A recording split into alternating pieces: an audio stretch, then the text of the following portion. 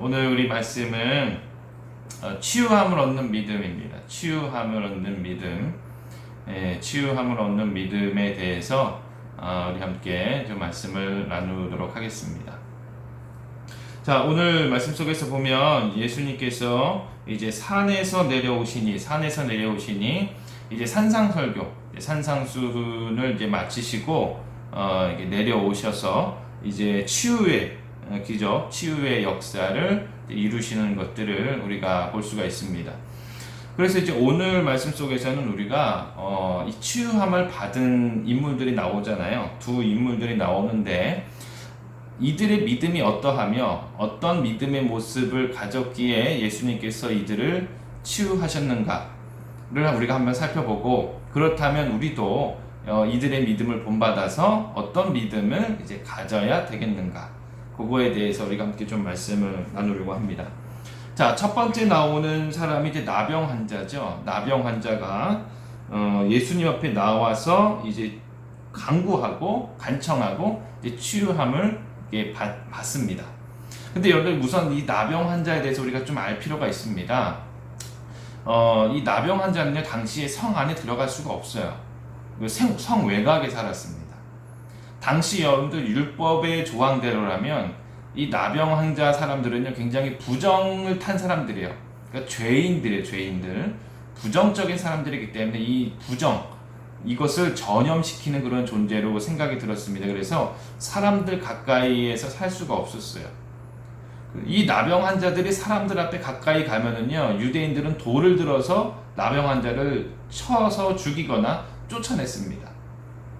그리고 혹시 성 외곽에서 건강한 그냥 일반 유대인들 사람들이 모르고 나병 환자가 있는 가까이에 가면은 나병 환자는 계속해서 나는 부정하다라고 외치면서 그 유대인들에게 자신의 존재를 알렸었어야 됐어요. 이처럼 여러분들, 이 나병 환자는요, 당시에 사람들 가까이 갈 수 없었고 사람들에게 이제 어찌 보면 조롱을 받고 무시를 받고 소외를 받는 그런 죄인 취급을 받는 사람이었던 것입니다. 그런데 여러분들, 오늘 한번 보세요. 예수님께서 산에서 내려오시니 수많은 무리가 따르니라. 예수님 주위에 수많은 사람들이 있는데 나병 환자가 아주 용기 있게 예수님 앞에 나온 겁니다.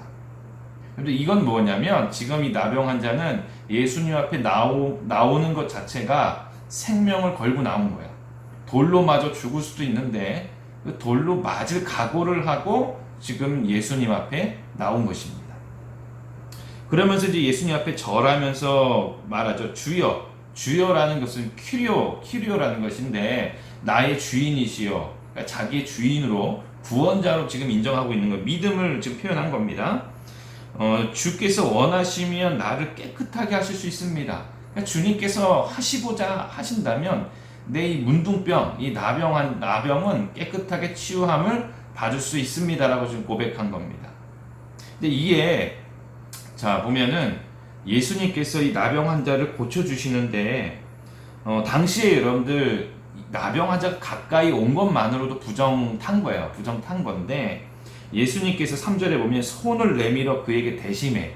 여러분들, 나병 환자에게 손을 댄다는 것은요, 이거는 이렇게 뺄 수 없는, 그러니까 이미 부정적인 것을 내가 건드렸다는 것이에요. 그래서 사람들에게 하여금 굉장히 경악할 만한 그런 일이었거든요.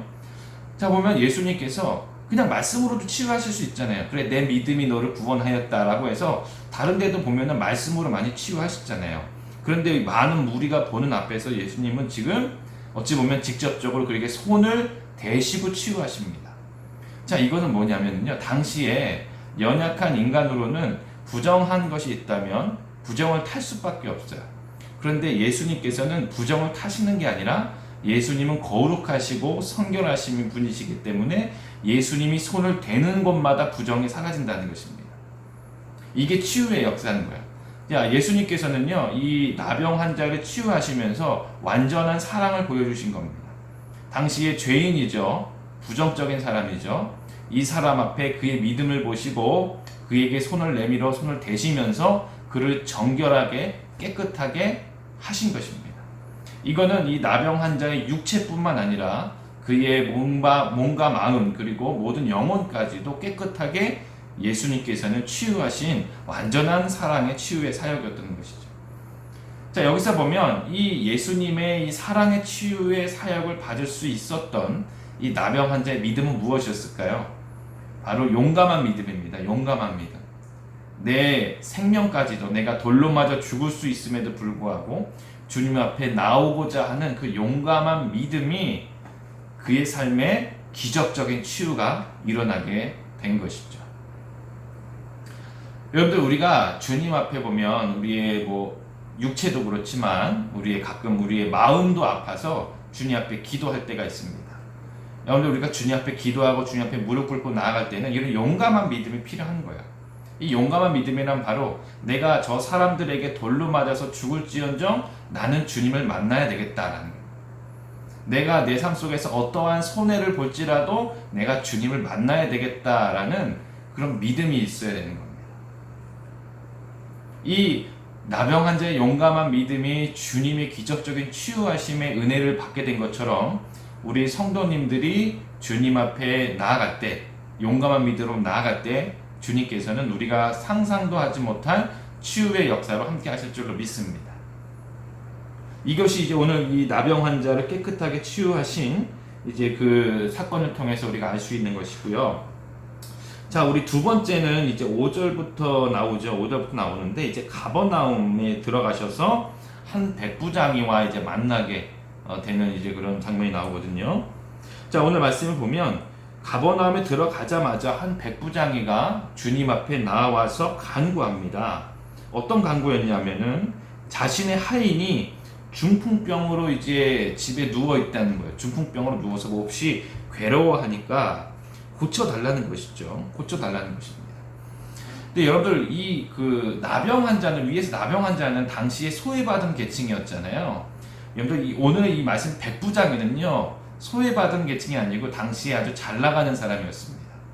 그러니까 이 백부장이는 유대인이 아니고 로마 시민권을 가진 아주 당당하고 당시에 잘 나가고 사람들이 부러워하는 그런 위치에 있었던 사람이죠.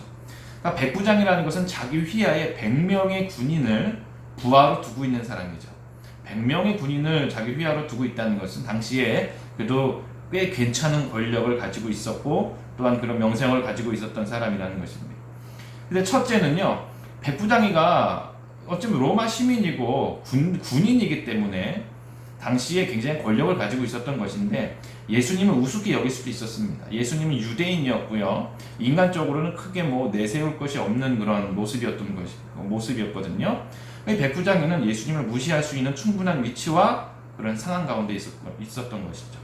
두 번째는요, 이 백부장이의 가정 가운데 하인이 한둘이었겠습니까? 하인이 참 많았겠죠. 그런데 오늘 말씀을 보면 아주 이 당시에 하찮게 여기는, 이 당시에 하인은 짐승 취급을 받았습니다.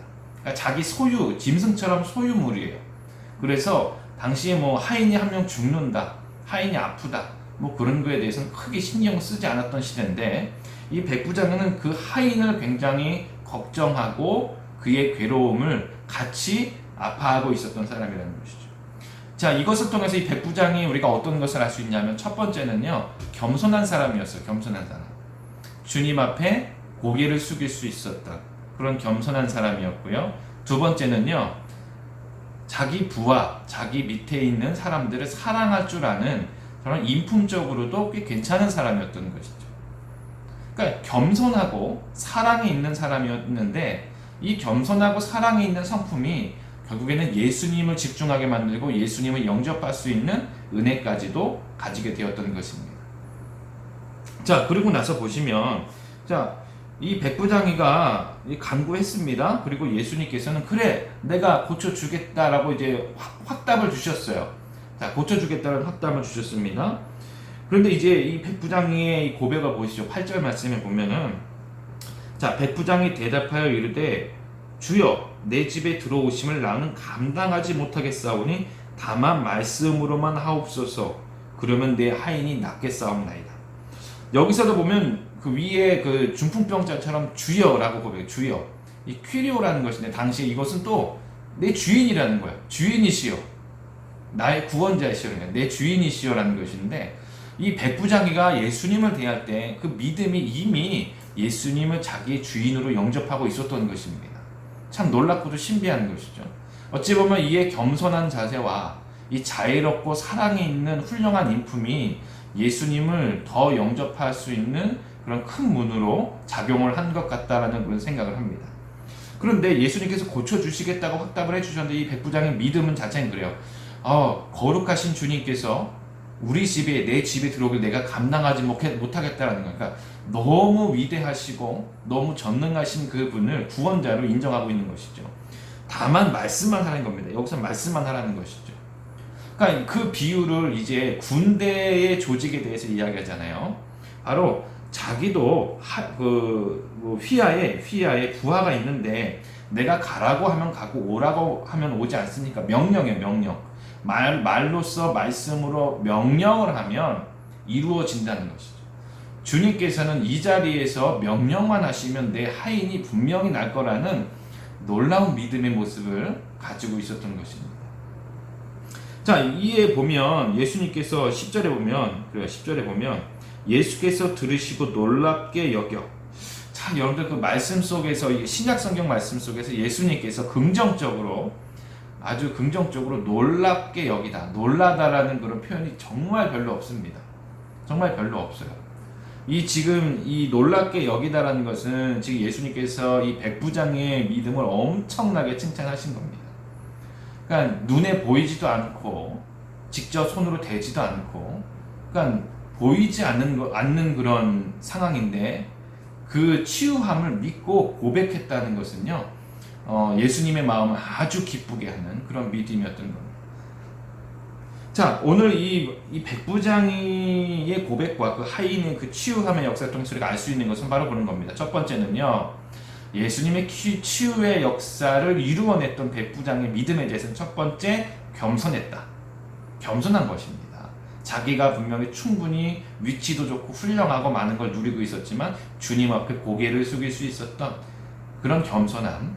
그리고 또 한 가지는 어찌 보면 하찮게 여기고 남들이 다 우습게 여기는 작은 존재 하나도 사랑으로 자애롭게 여기고 그를 보살피려고 하는 이 사랑의 마음, 이 두 가지가 주님의 기적을 불러왔던 것이고, 더 중요한 것은 이 믿음의 고백이라는 것입니다. 아직 치유함을 받지도 않았고 변화된 것은 없었는데 그의 믿음의 고백을 주님께서 원하시고 말씀만 하신다면 내 하인이 치유가 될 것입니다 라는 그런 믿음의 고백이라는 것이죠. 흔들리지 않는 믿음의 고백이에요. 여러분들, 오늘 이 두 가지 치유함의 사건을 보면서 우리가 이제 본받아야 될 것이 바로 그런 것입니다. 우리가 주님 앞에 기도할 때에는 의심하지 말고 기도하셔야 돼요. 그러니까 의심하지 말라는 것은 어떤 의미냐면은, 주님께서는 어떤 형태로든지 우리의 가족을, 내가 기도하는 대상을 선한 길로 인도하실 것이다 라는 그 믿음이에요. 중풍병자도요, 당장 거기서 돌 맞아 죽어도 주님 앞에 불평할 사람은 아니었어요. 그의 믿음을 보면. 그리고 백부장이도 예수님께서 그 하인을 치유해 주시지 않았어도 주님을 불평하지 않는 그런 믿음의 그런 기초를 가지고 있었던 사람이라는 것이죠. 이 모든 것의 공통점은 주님께 기도할 때에 예수님께서는 우리의 진정한 주인이시고 우리의 구원자라는 것을 흔들리지 않는 그런 확신과 신뢰를 가지고 있었던 것이죠. 이들의 믿음이 주님의 기적적인 역사를 이루어내는 것입니다. 여러분, 우리는 지금 우리가 살고 있는 이 시대 가운데 이런 흔들리지 않는, 어찌 보면 오직 주님만 바라보는 믿음을 우리가 더 단단히 가져야 될 줄로 믿습니다. 어느 순간 여러분들 우리 삶 가운데에 자꾸 계산을 하고 자꾸 따져 물어보고 그리고 주님을 의심하는 그런 자그마한 요소 하나하나가 들어가면 우리가 주님 앞에 간구하는 우리의 치유함이라든지 우리의 어떤 기도의 제목이라든지 이 모든 것들이 열매를 맺기가 힘들어진다는 것이죠. 우리가 주님 앞에 간구하며 기도하는 그 모든 것들, 특별히 우리가 몸과 마음에 대해서 치유함을 간구하는 것들에 대해서는 주님을 신뢰하시고 의지하시기 바랍니다. 그리고 분명히 우리 주님께서는 우리를 선한 길로, 좋은 길로 인도하실 거라는 것만은 잊지 않으시고 그냥 믿음으로 주님을 바라보며 나아가시기 바랍니다. 우리가 주님의 섭리는 다 알 수 없지만, 우리를 향한 주님의 뜻은 다 알 수 없지만, 이런 확신에 찬 믿음과 주님을 향한 순종을 통하여서 주님께서는 우리 성도님들의 삶을 통하여 분명히 주님의 뜻을 이루어 주실 것입니다. 그 믿음으로 함께 하시고, 무엇보다 이제 우리 주위에 있는 혹시나 이게 몸과 마음이 또 요즘에 좀 연약하고 아프신 분들이 있다면 이 말씀을 좀 많이 묵상하셨으면 좋겠어요. 나병 환자의 치유함과 백부장의 하인의 치유함을 보면서 이들의 믿음을 우리가 좀 더 본받을 수 있는 그런 은혜로운 그런 시간이 되기를 주의 이름으로